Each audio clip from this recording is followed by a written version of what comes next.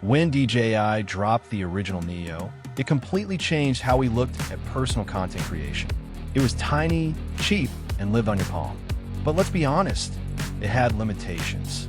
The stabilization in high winds wasn't bulletproof. The low-light performance left you wanting more, and the fixed profile video left professional creators asking for flexibility. Well, DJI has been listening.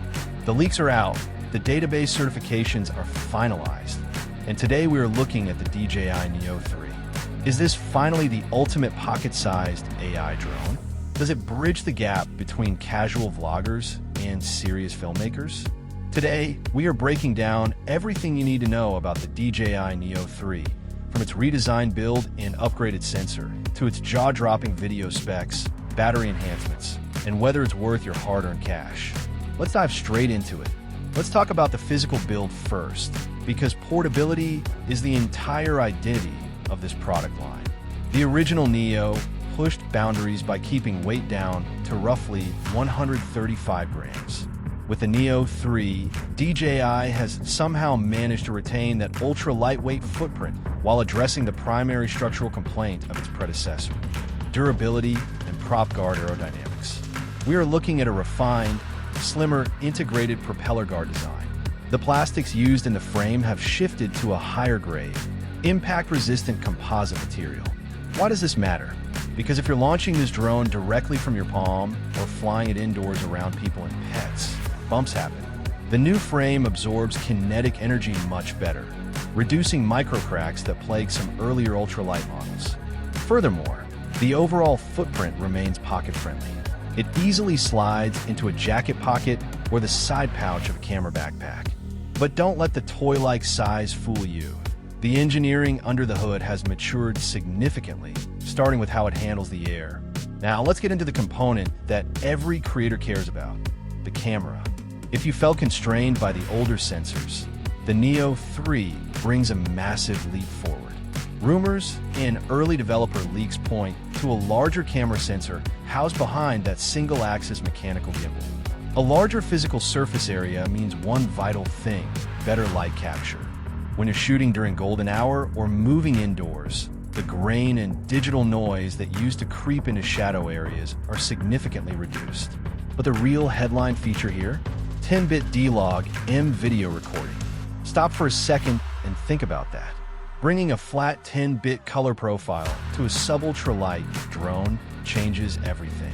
It means dynamic range gets a massive boost, preserving blown-out highlights in the sky while keeping shadow details rich in the foreground.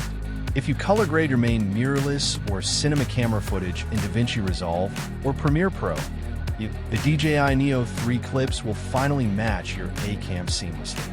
On top of that, frame rate flexibility has expanded. We are seeing capabilities pointing toward high frame rate 4K recording, including smooth slow motion options that let you capture crisp, high action sequences without sacrificing resolution. Specs on paper are great, but how does the Neo 3 handle real-world physics? The original model was fantastic in calm conditions, but the moment a 10-knot gust hit, you could see it struggled. DJI has upgraded the internal motors and ESC, electronic speed controller, algorithms, boosting its max wind speed resistance. It holds its position way tighter in the air when you're doing automated tracking shots near the coast or on a windy hiking trail. The footage remains remarkably stable. Battery life has also seen a welcome nudge upward. While ultralight drones are permanently fighting a weight-to-power ratio, optimization in the power distribution board means you're squeezing out a bit more airtime per charge, pushing comfortably past older benchmarks, especially when utilizing the intelligent flight batteries without heavy manual overrides. And for transmission, big upgrade here. The Neo 3 introduces support for DJI's advanced O4 Plus transmission system, and in some configurations, compatibility with equipment like the DJI Goggles N3.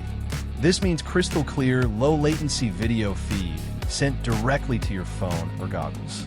Gone are the days of choppy Wi-Fi feeds dropping out the moment you step 20 meters away. You get rock-solid connection range, making man. UAL FPV cruising or long-distance tracking vastly more reliable. Let's talk about the brain of this drone, AI subject tracking. Because the Neo 3 is built for solo creators, vloggers, and adventurers who don't have a dedicated camera operator, its tracking modes have to be foolproof. DJI has integrated their latest generation neural tracking algorithms. Whether you're running, cycling, or driving down an open road, the lock-on is sticky. Even if you briefly pass behind a tree or turn away from the camera, predictive AI algorithms anticipate your path and reacquire you instantly instead of just hovering in confusion. The classic quick shots, drone, rocket, circle, helix, and boomerang, are all present, but they feel smoother and more cinematic thanks to the updated gimbal range and refined flight paths. You can trigger these right from your palm or phone with zero fuss, making it feel less like you're operating a complex drone and more like you're working with an automated flying camera crew. So, how much is this going to cost you? And where does it sit in the market? Leaked retail pricing structures position the standalone unit and Fly More combos very aggressively, hovering roughly between $229 and $279 for entry configurations. Considering what you are getting, a 10-bit color profile, upgraded 04 transmission, better wind resistance, and sharper AI tracking, this represents an insane value proposition. Its primary competitor right now is clearly the HoverAir X1 series. While HoverAir focuses heavily on pure autonomous follow-me vlog workflows, DJI brings its legendary flight stability, robust ecosystem compatibility, and superior manual control options to the table. If you want a drone that functions purely as a hands-free selfie cam, it's brilliant. But if you ever want to slap on a pair of goggles or take manual FPV control for a cinematic pass, the Neo 3 gives you that flexibility that competitors simply can't match. The DJI Neo 3 isn't just an incremental spec bump.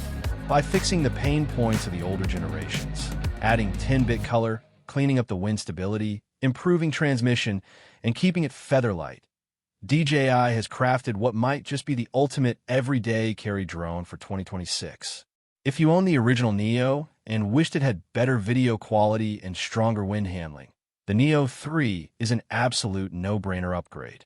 If you've been sitting on the fence waiting for a pocket drone that doesn't feel like a toy, your wait is officially over.